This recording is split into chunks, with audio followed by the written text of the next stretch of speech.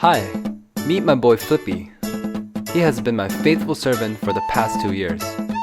I'm really thankful for him because he got me attention from people.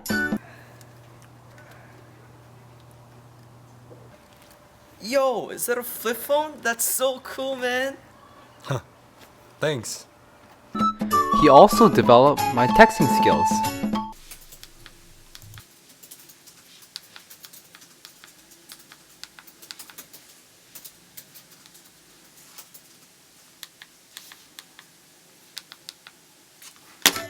Overall, he's been a great phone to me. But it's now time for him to go. Meet my new phone. I haven't named him yet. As you can tell, it's a really big jump and a challenge to me. I was super confused at first because there were no buttons on this thing. Not gonna get used to this iPhone 7 anytime soon. Hopefully it doesn't explode in my pants or something. One good thing about this is that the camera is 60 times better than my Flippy.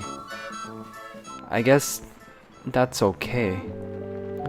But honestly, I'm gonna miss Flippy so much.